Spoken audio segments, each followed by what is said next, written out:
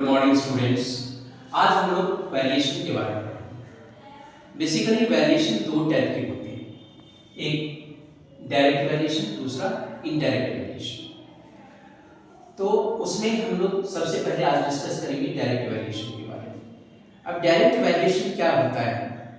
Direct variation क्या होता है, जैसे मान लो कोई दो क्वांटिटी है, तो अगर एक क्वांटिटी इंक्रीज करेगी तो दूसरी क्वांटिटी भी इंक्रीज करेगी।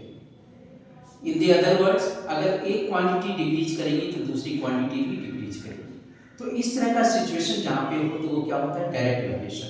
यहाँ पे मैंने लिखा भी है कि x is directly proportional to y। x जो है, जितना x इंक्रीज करेगा उतना ही y इंक्रीज करेगा, x डिक्रीज करेगा तो y भी डिक्रीज करेगा। इसको सॉल्व करने के लिए एक इजी सा फॉर्मूला है।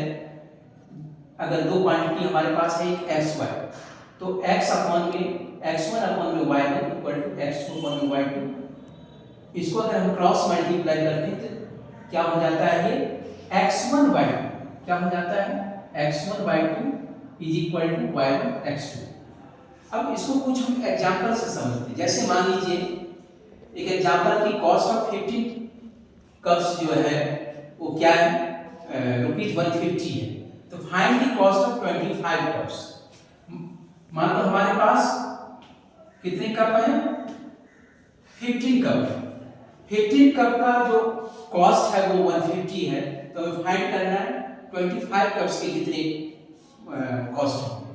तो यहाँ देखो क्या है, सबसे पहले हमें ये पता करना है कि डायरेक्ट वेरिएशन में कि इनडायरेक्ट वेरिएशन में।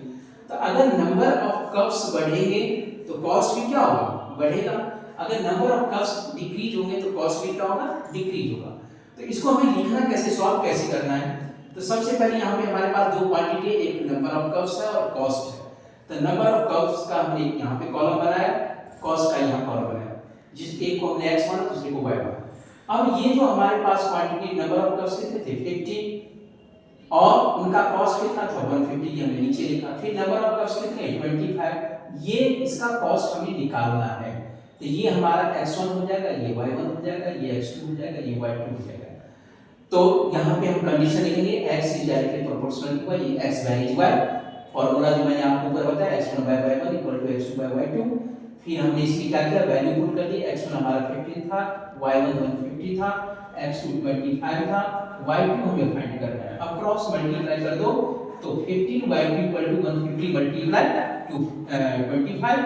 तो y2 को अगर हम सेपरेट करेंगे तो 15 क्या आ जाएगा? इधर आके डिवाइड हो जाएगा, 15 जाएगा 150 10 25 250।